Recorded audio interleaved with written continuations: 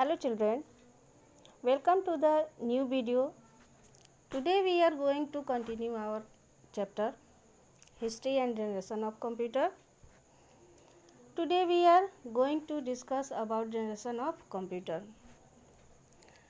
पिछले वीडियो में हमने आपको बताया कि कंप्यूटर को बनाने में कितना समय लगा, किन किन गणितज्ञों ने मिलकर कंप्यूटर का निर्माण किया, उसके बाद कंप्यूटर का डेवलपमेंट कैसे कैसे हुआ। अब हम जानेंगे कि इसको कितने जनरेशन में बांटा गया है। तो इसको 5 जनरेशन में बांटा गया है। फर्स्ट जनरेशन को अभी हम पढ़ेंगे। The first generation computers were very big in size, slow to work and expensive in cost. This generation began approximately in the year 1940.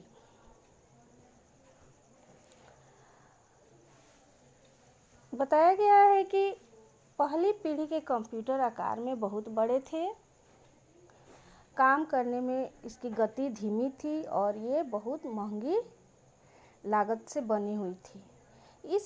यह पीढ़ी लगभग 1940 में शुरू हुई थी। इसका टेक्नोलॉजी यूज्ड है। इसमें कौन सा टेक्नोलॉजी उपयोग किया गया है वो है वैक्यूम ट्यूब्स। साइज इसका है वेरी बिग, स्पीड है very slow, storage very less, cost very high, reliability जो है वो वेरी लेस। रिलायबिलिटी का मतलब होता है आपको भरोसेमंद, यानी भरोसा जिस पर हम कर सकते, वो बहुत कम थी। लिमिटेशन यानी कि सीमा जो है इसकी वो एक निश्चित सीमा थी, तुरंत ही गर्म हो जाता था।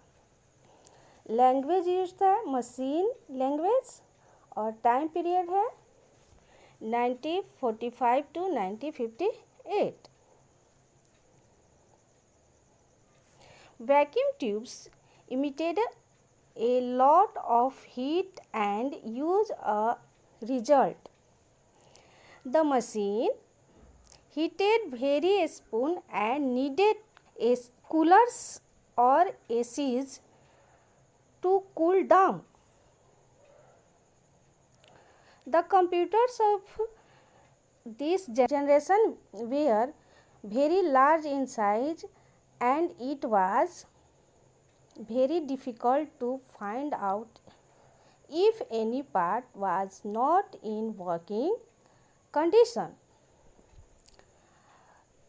इसमें ये बताया गया है कि वैक्यूम ट्यूब बहुत अधिक गर्मी उत्सर्जित करता था, जिसके परिणाम स्वरूप मशीन बहुत जल्द गर्म हो जाता और कूलर या एसी से इसको ठंडा करने की आवश्यकता पड़ती थी। इस पीढ़ी के कंप्यूटर आकार में बहुत बड़े थे और यह पता लगाना बहुत मुश्किल था कि कोई भी हिस्सा काम करने की स्थिति में है या नहीं है। Some examples of this generation computers are ENIAC computer और UNIVAC कंप्यूटर। ये दोनों कंप्यूटर जो हैं फर्स्ट जनरेशन का एग्जाम्पल है। दूसरी पीढ़ी है second generation. In 1947 Bell laboratories invented transistors which function like vacuum tubes. These transistors were faster, reliable, smaller and cheaper. They replaced vacuum tubes. 1947 में बेल प्रयोगशालाओं में ट्रांजिस्टर का आविष्कार किया गया जो वैक्यूम ट्यूबों की तरह कार्य करता था। ये ट्रांजिस्टर तेज, विश्वसनीय, छोटे आकार और सस्ते थे। उन्होंने वैक्यूम ट्यूब्स को बदल दिया। ये ऐसा हम इस चैप्टर इस किताब के अनुसार हम बता रहे हैं।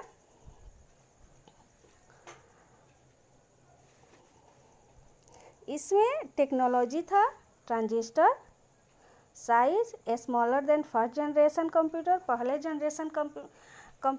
पहले कंप्यूटर का जनरेशन था उससे ही इसका साइज जो था वो थोड़ा छोटा था। उसके बाद speed higher than the first generation computer, ये पहले जनरेशन कंप्यूटर के हिसाब से ये थोड़ा हायर था, बड़ा, इसका स्पीड तेज़ था। स्टोरेज इंक्रीज हुआ, ये भी थोड़ा बढ़ा, स्टोरेज बढ़ा। कॉस्ट रिलेटिवली लेस, इसका कॉस्ट भी थोड़ा डाउन हुआ। रिलेबिलिटी जो है higher than first generation computer, और इसमें भी थोड़ा प्रोग्रेस हुआ, बढ़ा इसका। लिमिटेशन जो है इमिटेट सम हीट, ये थोड़ा सा घटा। लैंग्वेज यूज्ड, इसमें असेंबली लैंग्वेज का उपयोग किया गया।